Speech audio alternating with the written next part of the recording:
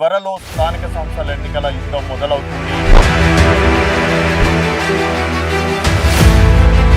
Deputy సర్పంచ్గా 5 సంవత్సరాలు complete చేసుకోవడం అనేది జరిగింది. తర్వాత మళ్ళీ ఇప్పుడు సర్పంచ్ ఎన్నికలు రాబోతున్నాయి. ప్రజలని నిర్ణయించుకున్నారు. ఎందుకంటే గత 10 ఇప్పుడు నెక్స్ట్ మళ్ళీ కాంగ్రెస్ పార్టీ ఏదన్నా గెలిచే అవకాశాలు ఉన్నాయనుకోవచ్చా? ప్రజలు అనేది టీఆర్ఎస్ పార్టీ మేమే వస్తాం, ఇప్పటివరకు వీళ్ళు ఇచ్చినటువంటి హామీలు ఏది కంప్లీట్ చేయాలి అంటున్నారు. ఇప్పటికే గత 20 ఏళ్ళ నుంచి మా ఊరికి రోడ్ లేదు కాబట్టి తెలిసిన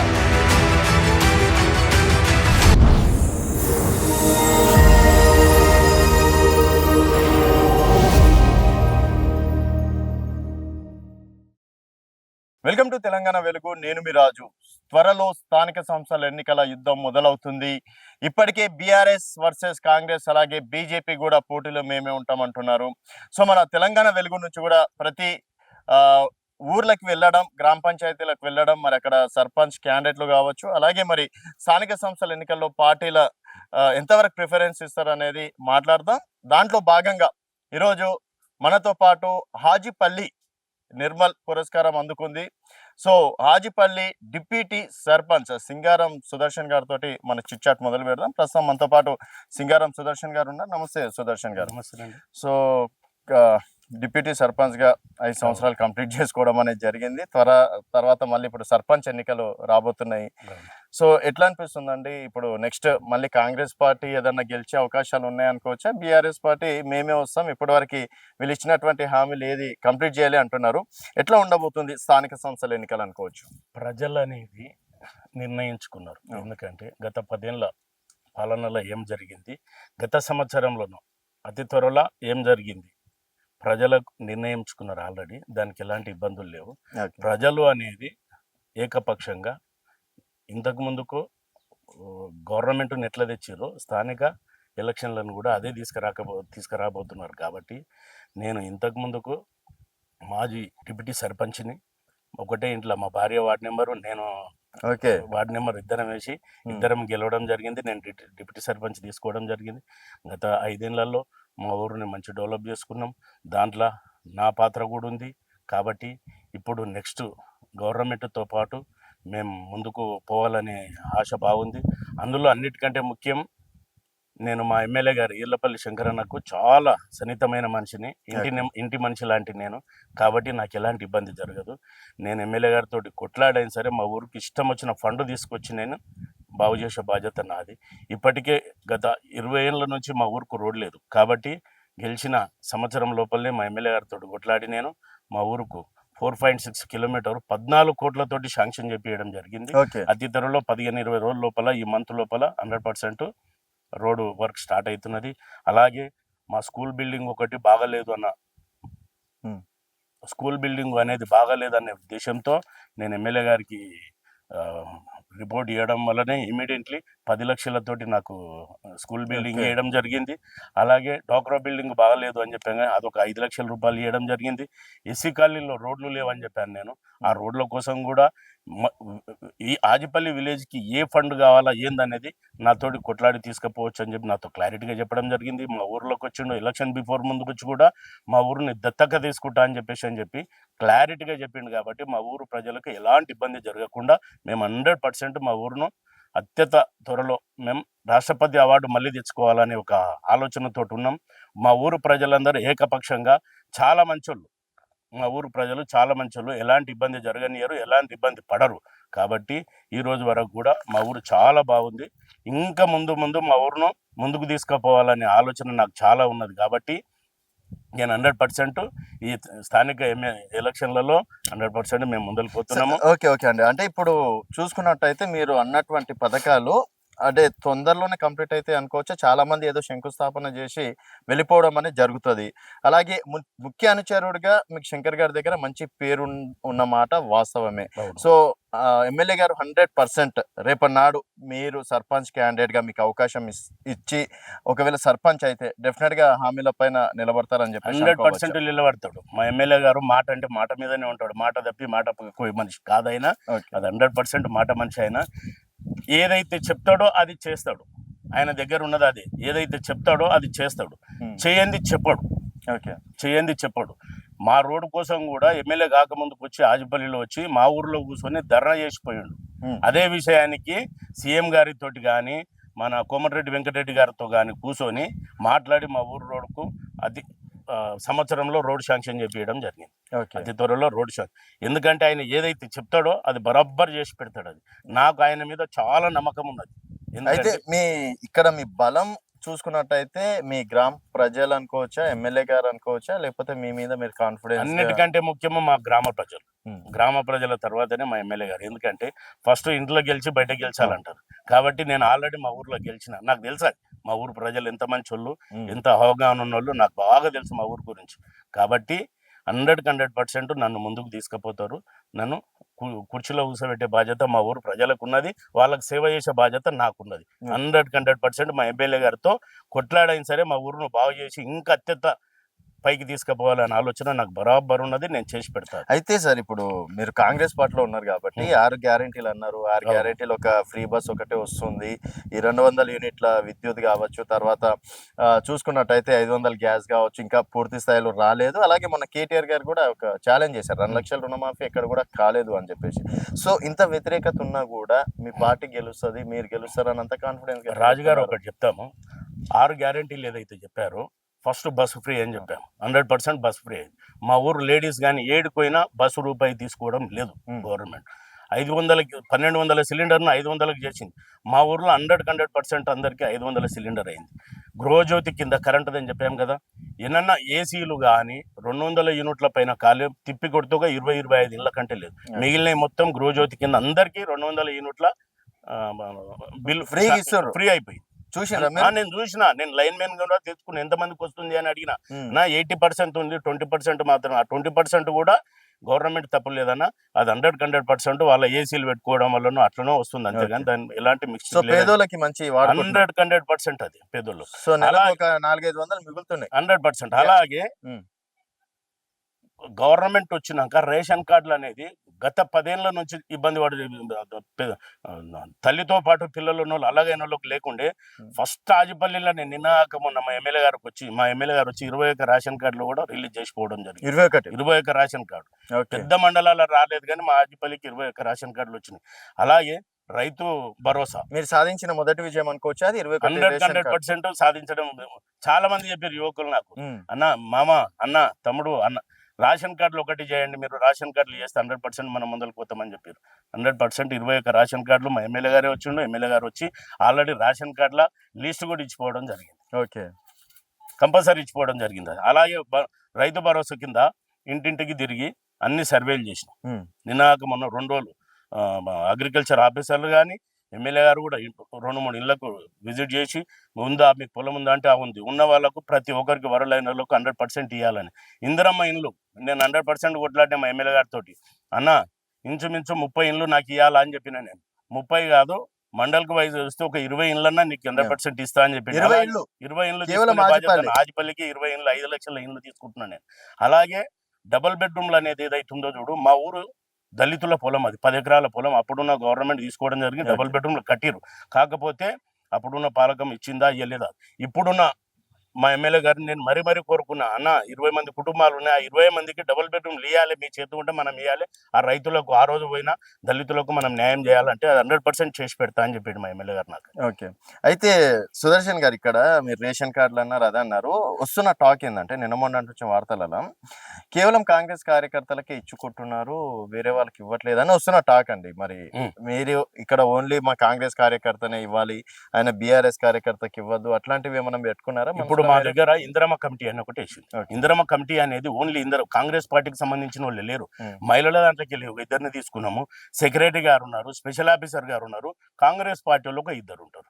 ఆల్ మిక్సింగ్ కలిపే కదా కమిటీ అది. ఆ కమిటీ ఆధ్వర్యంలోనే కదా జరిగేది కాంగ్రెస్ పార్టీ. ఇప్పుడు ఎవరు నిరుపేదలకు ఇవ్వాలని ఆ రోజు రేవంత్ రెడ్డి గారు చెప్పింది అదే, రాహుల్ గాంధీ గారు చెప్పింది అదే, మా ఎమ్మెల్యే గారు చెప్పేది కూడా అదే.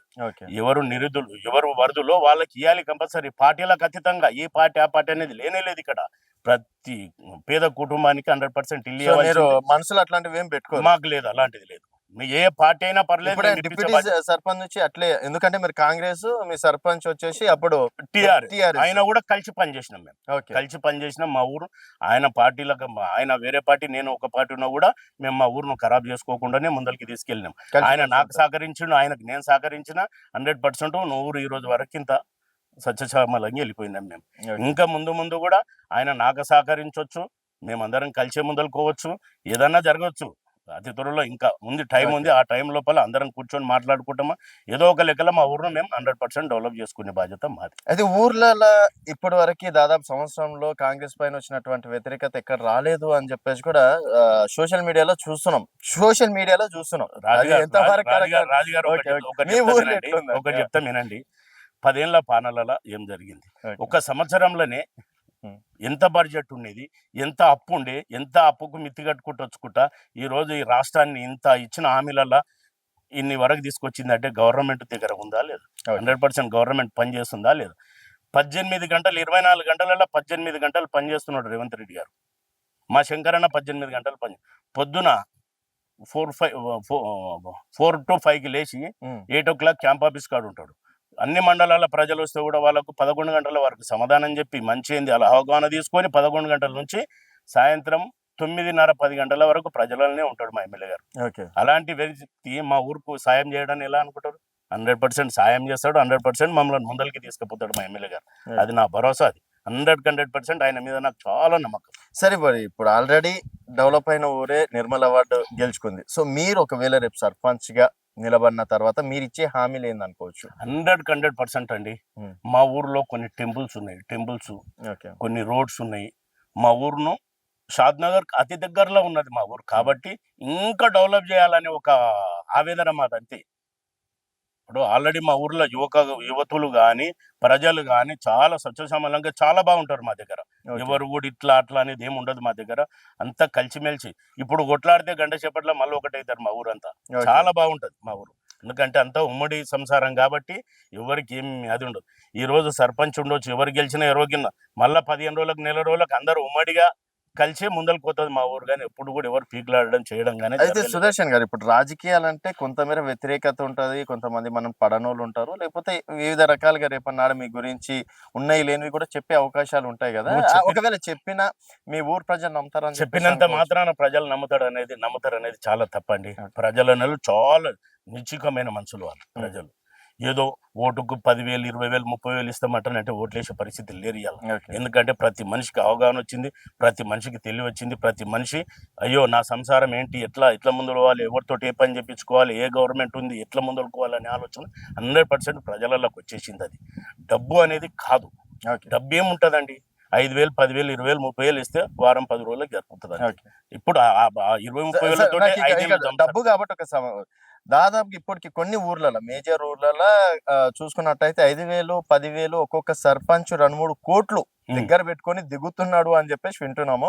మరి ఆజిపల్లిలా సరే మీరు పైసలు ఇవ్వకపోతే వేరే వాళ్ళు పైసలు ఇస్తే ఏంటి పరిస్థితి? మరి పైసలు ఇచ్చిన ఒకటి చెప్తాం రాజు గారు, డబ్బు తీసుకొని సంసారం నడపాలనంత ఓటర్స్ ఏమంత పిచ్చోళ్ళేం కాదు.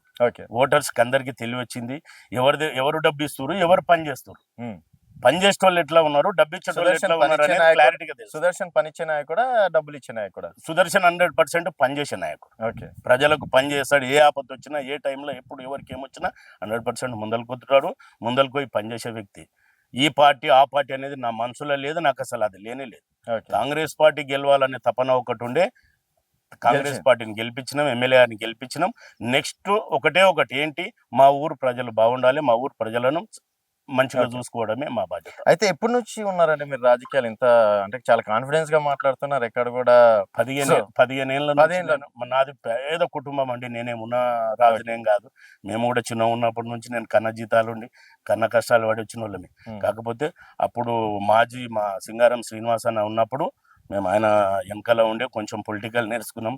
దాని తర్వాత ఆయన ఇనానిమస్ సర్పంచ్ ఆయన చేసినప్పుడు నేను కూడా ఇనానిమస్ వార్డ్ నెంబర్ను. నెక్స్ట్ మళ్ళీ దాని తర్వాత జనరల్ గా ఎలక్షన్ వచ్చేసింది. దాంట్లో నేను మా మిస్సెస్ ఇద్దరం కూడా ఒకటే ఇంట్లో నిలబడ్డాం, ఒకటే ఇంట్లో ఇద్దరం 2 వార్డులలో గెలిచినాం. నేను డిప్యూటీ సర్పంచ్ తీసుకోవడం జరిగింది. ఈ 5 ఏళ్ళు కూడా ఉమ్మడిగానే పనిచేసుకున్నాం మేము. ఎవరం పార్టీలకు అతీతంగానే ఊరును ముందరికి తీసుకెళ్ళినాం ఇప్పటి వరకు కూడా మేము. మా సర్పంచ్ గారికి నేను సహకరించిన, నాకు మా సర్పంచ్ గారు సహకరించారు. మా బాడీ అంతా కూడా ఐకమత్యంగానే ముందరికి వెళ్ళిపోయింది. కానీ ఎవరు కూడా మేము 5 ఏళ్ళు ఎట్లా గడిచిందో అనుకున్నాం మేము. ఎప్పుడు పోతుందో అనుకోలే. అయ్యో ఇంకుండేది ఉండే అనే తపననే ఉండే మాకు వాస్తవానికి. సో ఈ పొలిటికల్ గా మీరు సక్సెస్ గానికి రీజన్ వెనకాల అంటే ఇంట్లో వాళ్ళు కూడా సపోర్ట్ చేయాలి. సో ఇప్పుడు మీరు అన్నారు పేద కుటుంబం, మంచి చెడులు ఉంటాయి, కష్టాలు ఉంటాయి, అవి ఉంటాయి. సో ఇంట్లో మీ మెయిన్ బలం ఎవరు ఉంటారండి? మా మిస్సెస్ నాకు కొంచెం మంచిగానే సపోర్ట్ చేస్తుంది. ఏదన్నా నైట్ 12 అవుతుంది మనము ఆమెకు అలవాటు అయిపోయిందండి ఇది. నేను గత 15 ఏళ్ళ నుంచి కూడా పొలిటికల్ లో ఉన్నాము, మంచిగా చెడు చూసుకుంటూ పోతున్నాం కాబట్టి ఆమెకు కూడా అలవాటు అయిపోయింది. ఈయన ఎప్పుడు పోతాడో ఎప్పుడు వస్తాడో ఏంటి అనేది ఉంటది. నాకు 2 కొడుకులు, ఒక బాబు బయట ఉంటాడు MBBS చేస్తున్నాడు, ఇంకొక బాబు వెల్ ఎడ్యుకేటెడ్. సో ఇంట్లో చూసుకున్నట్టయితే అంత సెట్ చేసేసి ఉంటాడు. బాబు బయట ఉంటాడు, MBBS చేస్తుండే. ఇప్పుడు చిన్న బాబు ఇంటర్ 2nd ఇయర్. నాకు ఎలాంటి ఇబ్బంది లేదు. మా అమ్మ మా నాన్న కూడా నాతో పాటే ఉంటాడు. మా అన్న ఉన్నాడు, మా వద్దే ఉన్నారు. నాకు కూడా పెద్ద కుటుంబమే మాది కూడా. కాకపోతే డబ్బున్న మనుషులం కాదు, కానీ మనసున్న మనుషులు. రేపన్నా డబ్బు సంపాదించినాక మారిపోతారని గ్యారెంటీ లేదండి. అట్లా లేదు. నేను అట్లే అనుకున్నట్టయితే నేను ఎటువంటి డబ్బు ఎన్నో వ్యాపారాలు చేసిన, అన్ని చేసిన, నేను ఏది కూడా నిలబెట్టుకోలేదు. ఎందుకంటే ప్రజలకు మంచి చెడు చూసుకుంటూనే పోయినాం అంతే. అదేదో నేను ఎన్కేసుకోవాలనుకుంటే నేను 7 వరకు రాకపోతుంటే, ఇనానిమస్ వార్డ్ నెంబర్ కాకపోతుంటే, మా ఒకటే ఇంట్లో మా భార్య భర్తలు ఇద్దరం కలిసి వార్డ్ నెంబర్ డిప్యూటీ సర్పంచ్ తీసుకునే పరిస్థితి. ఏడిస్తారని ఓటర్లు లేరు కదా. ఒకసారి చూస్తారు, 2nd సారి అయితే చూడరు. డబ్బులు వేసుకొని వెనకపోయేటోడే కదా, ఇది ముందరికి వచ్చేటోడు కాదని. రేపన్నాడు అంటే వార్డ్ మెంబర్ లో తక్కువ వస్తాయి, రేపు సర్పంచ్ ఎక్కువ. లేదండి, అట్లా ఏముండదు మా దగ్గర. నేను 100% ప్రజల మంచినే, నేను ప్రజలకు పని చేయడానికి వచ్చినట్టు. నేను 100% కదా. సేమ్ మా ఎమ్మెల్యే గారు ఏ వర్క్ చేస్తాడో నేను కూడా అదే చేస్తాను. ఎమ్మెల్యే గారు పొద్దున 4:30కి లేసండి. నేను ఊర్లో మైకులు పెడతా, మంచి చెడు చూస్తా, వాటర్ ఏంది, ఎక్కడ పోతుంది ఏంది. పాలకవర్గం ఉన్నప్పుడైనా అంతే, లేకున్నా సర్పంచ్ పదవులు అయిపోయి కూడా సంవత్సరం అవుతుందండి. అప్పటి నుంచి కూడా నేను ఊర్లో తిరుగుకుంటా, నేను మోరీలు ఏంది, మంచి ఏంది, చెడు ఏంది, ఊడ్చేటోళ్ళు లేడా చూసుకుంటూనే పోతున్నాం. ఆ రోజు కొంతమంది ఏం చేస్తారు, పాలకవర్గం అయిపోయినాక నాకెందుకు అనుకుంటారు, కానీ అట్లా లేదు. మా ఊర్లో అందరం కలిసి కూడా ఇప్పటి వరకు కూడా ఊరును సర్పంచ్ పదవి ఉన్నదన్నట్టునే ముందరకు పోతున్నాం మేము అందరం ఇప్పుడు. చాలా బాగుంటుంది. సో అంటే నా చిన్న డౌట్ ఏంటంటే, సరే మీరు వార్డు అంటే ఏకగ్రీవంగా ఎన్నుకోవడం అనేది జరిగింది, ఇద్దరు కదా, ఏదన్నా ఒక ఇద్దరిని అడుగుతా. ఓకే, సింగారం సుదర్శన్ మంచి చేసిందంటే మాత్రం డెఫినెట్ గా మీరు సక్సెస్ అయినట్టే అని చెప్పేసి నా ఒపీనియన్. నేను సక్సెస్ వార్డ్ ఏదో చెప్తే నేను నాది 6th వార్డ్ అండి, 6th వార్డ్, మా misses the 5th ward. Okay అండి. సో ఆల్ ది బెస్ట్ అండి. So thank you sir, congratulations అనేది నేను సర్పంచ్ అయినాక మళ్ళీ మీతోటే ఫస్ట్ ఇంటర్వ్యూ తీసుకుంటా. మీరు ఇచ్చినటువంటి హామీలు అప్పుడు ఎంతవరకు నెరవేరుస్తారు నేను అడిగి తెలుసుకుంటా. అండ్ థ్యాంక్ యూ అండి. సో ఇది ఆజిపల్లి మాజీ డిప్యూటీ సర్పంచ్ సింగారం సుదర్శన్ గారితో స్పెషల్ ఇంటర్వ్యూ. చూద్దాం మరి ఈ స్థానిక సంస్థల ఎన్నికల్లో ప్రజల తీర్పు ఏ విధంగా ఉండబోతుంది అనేది వేచి చూడాల్సిన విషయం. సో ఈ వీడియో పైన ప్రస్తుతం మనం 5వ వార్డులో అయితే ఉన్నాం. మరి సుదర్శన్ గారు చెప్పినట్టు ఎంత కాన్ఫిడెన్స్ గా చెప్పారు. సో ఈ 5వ వార్డులో వాళ్ళ మిస్సెస్ మాజీ వార్డ్ మెంబరు. సో చెప్పండి అమ్మా, అంటే సుదర్శన్ గారు ఎట్లా చేసిండే వర్క్, అంటే వార్డ్ మెంబర్ గా డిప్యూటీ సర్పంచ్ గా సక్సెస్ అప్పుడు కంటే ఇప్పుడైతే రోజు డైలీ డ్యూటీ చేసినట్టుగా కంపల్సరీ వార్డులన్నీ తిరుగుతుండు, ఉంటే చేస్తుండు నీట్ గా. వేరే ఊడ్చే వాళ్ళు కూడా లేకుంటే కూడా బయట నుంచి తెప్పించి ఊడిపిస్తుండు. పర్లేదు, కొంతమందికి నచ్చితే కొంతమందికి నచ్చదు, కానీ ఇప్పుడైతే పర్లేదు, బాగానే చేస్తుంది. అంటే మంచి చెడు ఏదన్నా కూడా చూసుకుంటాడు. చెప్తే చెప్పిన మాట వింటాడు. ఏదైనా ఇది ప్రాబ్లం ఉందంటే చూస్తాడు. క్లియర్ చెప్పిస్తాడు. రేపు ఒకవేళ ఆయన సర్పంచ్ అనుకుంటుండు, గెలుస్తాడు అనుకోవచ్చా? ఇగో అది ప్రజల మాట. నా ఉద్దేశంలో నాకు నచ్చుతుంది కాబట్టి నేను చెప్పగలుగుతా. అంటే బాగానే చేసిండు. అయితే ఏమంటే ఇప్పుడు నాకు నచ్చింది అనుకొని ఆయనే గెలుస్తాడు అంట. వేరేల గురించి నాకు ఎట్లా తెలుస్తుంది? మంచిగా పని చేస్తాడు, చెప్పిన మాట వింటాడు. అవసరం ఉంది అంటే వస్తాడు, పిలిస్తే పని చేస్తున్నాడు. సో ఇప్పుడు అంటే ఎట్లా ఉందమ్మా నిజంగా సుదర్శన్ గారు? బాగానే ఉంది. సుదర్శన్ వచ్చిన మంచిగానే ఉంది. 4 గంటలకు లేస్తాడు, నిద్ర లేకుండా అంతా చూసుకుంటాడు. ఉమ్, మా ఊళ్ళో మైక్ బైక్ అంత బంద్ అయింది మైక్ పెడుతున్నాడు ఆడవిళ్ళ అందరినీ లేపుతున్నాడు ఉమ్, వంటలు చేసుకోనికే ఉమ్, ఏ దానికి అయినా మంచిగానే చేస్తుండే ఏదైనా పనులు లేకున్నా నాకు ఏదైనా తెలియదు అనుకో ఉమ్, ఏదైనా పోయి చేసుకొస్తుండు బ్యాంకులో ఆహా. ఆయననే దగ్గరుండి చేపించుకొస్తుండు ఉమ్. అన్ని బాగానే చేస్తున్నాడు ఇప్పటి వరకు అంతా బాగానే చేసిండు అయితే బాగానే మాది 4వ వార్డు ఉమ్.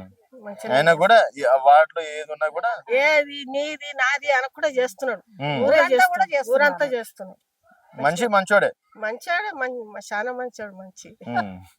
సో ఇక్కడ ప్రజలు కూడా చెప్తున్నారు వారికి అవకాశం ఇవ్వాలని చెప్పేసి కూడా అనుకుంటున్నారని చెప్పేసి కూడా చెప్పుకోవచ్చు అంటే వాళ్ళ మాటల ప్రకారం ఊరు గురించి కాదు మనం ప్రస్తుతం వాళ్ళ ఇద్దరు మాట్లాడినా కూడా సర్పంచ్ అనుకోలే మేము ఏమనుకోలే కానీ పని అయితే చేస్తున్నాడు సో పని ఎవరికి ఏం అవసరం అన్నా కానీ వస్తుండు ఓకే పిలిస్తే అటెండ్ అవుతుండాలి. ఓకే సో ఇది ఇక్కడ ఈ వార్డులో ఉన్న పరిస్థితి చూద్దాం మరి సుదర్శన్ గారికి ఎక్కడి వరకు మద్దతు ఇస్తారనేది చూద్దాం.